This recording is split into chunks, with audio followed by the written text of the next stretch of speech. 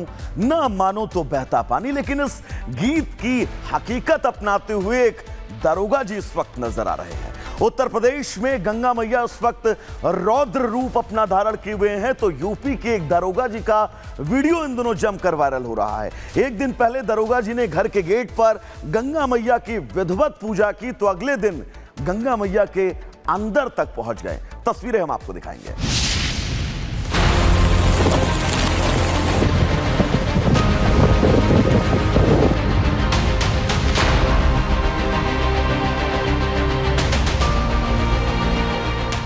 उत्तर प्रदेश में बारिश के बाद बाढ़ आई तो गंगा नदी का रौद्र रूप देखने को मिला। घर, दुकान, स्कूल, पूरे के पूरे गांव डूब गए। तो अब एक दारोगा जी का वीडियो खूब वायरल हो रहा है, जो एक दिन पहले गंगा जी की पूजा कर रहे हैं, तो अगले दिन घर में ही गंगा जी में डुबकी लगा रहे हैं। सुना था सरकार हर घर नल से जल योजना चला रही है, पर दारोगा जी के यहाँ तो जलजला योजना लागू हो गई है। अब प्रयागराज में गंगा का जलस्तर बढ़ने पर दारोगा जी कह रहे हैं गंगा जी उन्हें दर्शन देने आई हैं। खैर, अब गंगा जी खुद दारोगा जी के घर आ गईं, तो दारोगा चंद्रदीप निषाद फूल दूध चढ़ाकर पूजा कर रहे हैं।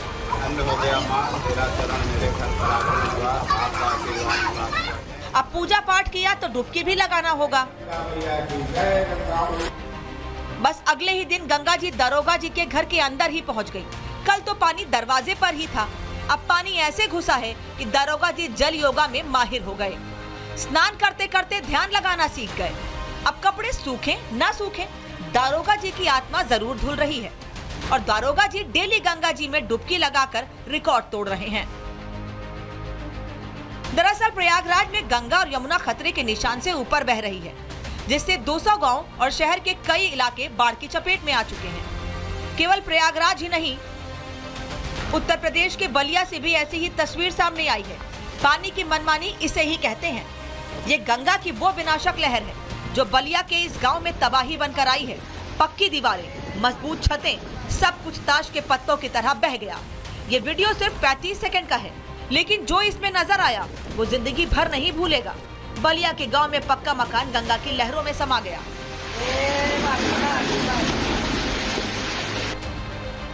ये काशी का 80 घाट है, जहां सुबह बनारस की शुरुआत होती थी, जहां भक्ति और संस्कृति की ध्वनि गूंजती थी। लेकिन अब यहां सिर्फ बहते हुए पानी का सन्नाटा दिखाई दे रहा है। गंगा की लहरें इस ऐतिहासिक घाट को पूरी तरह निगल चुकी हैं। मैं इस वक्त 80 घाट पर मौजूद हूँ। ये वही घाट है जहाँ पर हर शाम को हजारों हजार श्रद्धालु यहाँ पहुँचते हैं, बैठते थे और यहाँ पर माँ गंगा के सामने वो घंटों बिताते हैं। यहाँ की स्थिति क्या है, आप देखिए कि बड़ी बड़ी जो मंदिरें हैं, बड़े बड़े जो मठ हैं, वो सब डूबे हुए हैं। और मैं आपको बता दूँ, जहाँ मैं खड़ा हूँ, आप देखिए, चूँकि ये सीढ़ी है, 130 सीढ़ी है। सोचिए कि 130 सीढ़ी नीचे, वहाँ पर काफ़ी प्लेन जगह थी जहां पर लोग हजारों की संख्या में इकट्ठा होते थे। पानी है वो 130 सीढ़ी ऊपर आ चुका है। गंगा वाराणसी में खतरे के निशान को पार कर चुकी है। वाराणसी में गंगा में 3 सेंटीमीटर प्रति घंटे की रफ्तार से जलस्तर बढ़ रहा है। सरकार ने सिस्टम को हाई अलर्ट किया। पानी की मनमानी की ऐसी ही तस्वीरें देश के कोने कोने से आ रही हैं। हर तरफ बाढ़ बारिश का कोहराम देखने को मिल रहा है। मैदान हो या पहाड़, पानी का रौद्र रूप देखकर सब कांप रहे हैं। Bureau report, Republic Bharat. तो प्रयागराज, बनारस की इन तमाम तस्वीरों के बाद आगे बढ़ेंगे। यूपी के बलिया में बाढ़ का कहर लगातार जारी है। कई इलाकों में घर के अंदर तक पानी घुस आया है। निचले इलाकों में अब रेस्क्यू किया जा रहा है और लोगों को सुरक्षित स्थान तक पहुंचाया जा रहा है। उत्तर प्रदेश के बलिया में भी बाढ़ का कहर लगातार जारी है।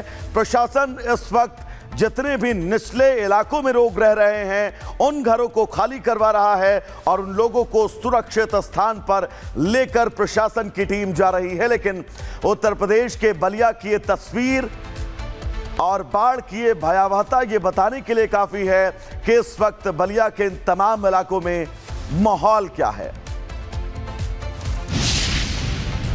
बहुत ही दिक्कत हो रही है। हम लोग को पानी उनमें हेल के आना पड़ा है। टांग इतना कमर तक पानी आ जा रहा है और अभी तक स्कूल आने जाने में बहुत दिक्कत हो रही है। दिक्कत तो बहुत ज़्यादा है, इतना ज़्यादा दिक्कत है कि मतलब आने जाने में कोई सुविधा मतलब बहुत परेशानी हो रही है और कोई प्रशासन से मतलब कुछ हम लोग को कुछ मिल भी नहीं रहा है।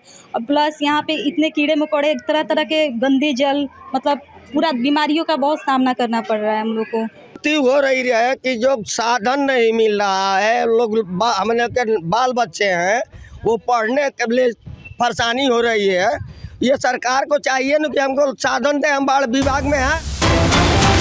चले उस बीच एक बड़ी खबर आपको बता दें, मुख्तार अंसारी का छोटा बेटा उमर अंसारी गिरफ्तार हुआ है। गाजीपुर पुलिस ने उमर को लखनऊ से अरेस्ट किया है। गाजीपुर में दर्ज हुआ धोखाधड़ी का केस, जिसके मामले में गिरफ्तारी गाजीपुर पुलिस उमर को फिलहाल लखनऊ से लेकर रवाना हो चुकी है। लखनऊ स्थित विधायक निवास से उमर की गिरफ्तारी की गई है। तो गाजीपुर पुलिस ने उमर को लखनऊ से अरेस्ट किया है। उमर पर धोखाधड़ी का मामला दर्ज है और इसी प्रकरण में उमर अंसारी की गिरफ्तारी हुई है। मुख्तार अंसारी का छोटा बेटा है उमर अंसारी, जिसकी गिरफ्तारी लखनऊ से की गई है। तो चलिए इस खबर के बाद आगे बढ़ेंगे और बात आंध्र प्रदेश की करेंगे। आंध्र प्रदेश के बापटला में बड़ा हादसा सामने आया है।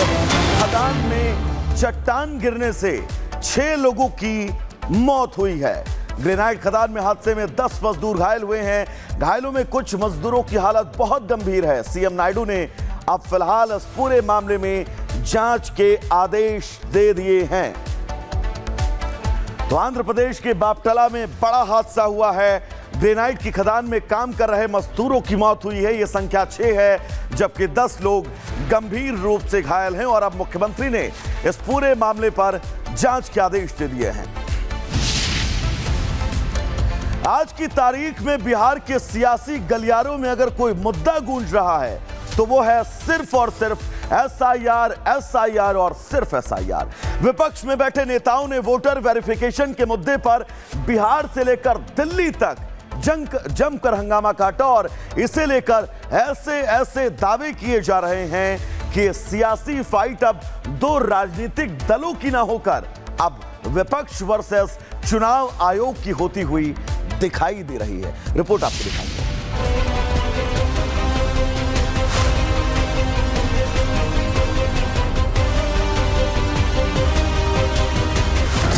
बिहार विधानसभा में अब ज्यादा वक्त नहीं बचा है। हर पार्टी अब सिर्फ सत्ता की चाबी अपनी मुट्ठी में भरने के लिए सियासी चालें चल रही है, लेकिन अपनी अपनी राजनीति चमकाने के लिए राजनेता लोगों के मुद्दों पर ही ध्यान नहीं दे रहे। आज की तारीख में बिहार की सियासी गलियारों में अगर कोई मुद्दा गूंज रहा है तो वो है सिर्फ और सिर्फ एसआईआर, एसआईआर और सिर्फ एसआईआर। विपक्ष में बैठे नेताओं ने वोटर वेरिफिकेशन के मुद्दे पर बिहार से लेकर दिल्ली तक हंगामा काटा हुआ है और इसे लेकर ऐसे ऐसे दावे किए जा रहे हैं कि सियासी फाइट अब 2 राजनीतिक दलों की ना होकर अब विपक्ष वर्सेस चुनाव आयोग की होती दिखाई दे रही है, क्योंकि तेजस्वी यादव ने प्रेस कॉन्फ्रेंस करके ये दावा किया कि उनका वोट काट दिया गया है, जिस पर चुनाव आयोग ने उनको हाथों हाथ जवाब दे दिया। लेकिन अब उनके ही बुने जाल में तेजस्वी फंसते दिख रहे हैं, क्योंकि चुनाव आयोग ने तेजस्वी यादव को नोटिस भेजा है जिसमें पूछा गया है कि उनके पास वोटर कार्ड के 2 EPIC नंबर कैसे हैं। बिहार की दीघा विधानसभा के निर्वाचन निबंधन पदाधिकारी ने नोटिस में कहा है कि तेजस्वी ने जो EPIC नंबर RAB 2916120 दिखाया था वो तो आधिकारिक रूप से जारी ही नहीं किया गया है। इस EPIC कार्ड की पूरी जानकारी चुनाव आयोग को देने को कहा गया है ताकि इसकी जांच की जा सके, लेकिन लालू के छोटे लाल तो अपनी ही रट लगाए हुए हैं। चुनाव आयोग पर वोटर लिस्ट ड्राफ्ट में धोखाधड़ी का आरोप लगा रहे हैं। तो जब डॉग बाबू का बन सकता है, मोनालिसा का बन सकता है, तो आप समझ जाइए कि कितना गहन से पुनरीक्षण हुआ है। इलेक्शन कमीशन ने आखिर क्यों छुपाया है? जो लोग भी हैं बूथ वाइज जो है एपिक नंबर जो होता है, EPIC नंबर जो होता है, जो लोग जिनकी मृत्यु हुई है, जिनका स्थानांतरण हुआ है, या जो लोग जो है दूसरे विधानसभा चले गए हैं या शिफ्टेड हैं, आज उन लोगों को कम से कम इलेक्शन कमीशन को बताना चाहिए कि आखिर क्या कारणवश जो है नाम कटा गया। चुनाव आयोग और तेजस्वी के बीच ये गहमा-गहमी तब से बढ़ी है जब से तेजस्वी ने प्रेस कॉन्फ्रेंस के दौरान अपना EPIC नंबर वेबसाइट पर डालकर दिखाया और वहां नो रिकॉर्ड्स फाउंड लिखा आया। इस पर चुनाव आयोग ने दावा किया है कि जो EPIC नंबर तेजस्वी ने डाला वो असल में है ही नहीं। तभी से तेजस्वी के पास 2 वोटर ID होने के सवाल उठने लगे, जिस पर कार्रवाई संभव है। इस पर बीजेपी ने भी तेजस्वी को घेरना शुरू कर दिया है। क्या तेजस्वी यादव के पास 2 वोटर ID कार्ड थे? ये जघन्य अपराध, ये भारत के लोकतंत्र और चुनाव आयोग के साथ खिलवाड़ किसने किया है? क्या इसीलिए ये SIR से डरते हैं? जब इनके सर्वोच्च नेता टीवी पर आकर दिखा रहे हैं कि देखो मेरे 2 एपिक कार्ड नंबर हैं। सुबह इतनी काली है तो रात का आलम क्या होगा? सर्वोच्च नेता के हैं 2 एपिक कार्ड तो कार्यकर्ता का हाल क्या होगा? भारतीय संविधान के हिसाब से फोर्जरी या चीटिंग के तहत 471, 468 और 471 के तहत इन पे मुकदमा बनता है। इम्पर्सोनेशन एट इलेक्शन 171D के IPC के तहत इन पे मुकदमा बनता है और representation of the people act 1951 के तहत इन पे मुकदमा बनता है। हमारा चुनाव आयोग से एक स्पष्ट कहना है, चुनाव आयोग तत्कालीन FIR करे, ये पूरे RJD लालू परिवार सबकी जांच होनी चाहिए कि सबने तो 2 वोटर ID कार्ड नहीं बनवा रखे भाई। बिहार चुनाव से पहले चुनाव आयोग पर चीटाकसी से तेजस्वी यादव की मुश्किलें बढ़ सकती हैं, क्योंकि ये सीधा मामला फर्जी वोटर ID कार्ड का है। इसलिए तो सवाल उठ रहे हैं कि तेजस्वी अगर गड़बड़ी कर रहे हैं तो जनता के बीच इसका क्या मैसेज जाएगा, चुनाव पर इसका क्या असर पड़ेगा।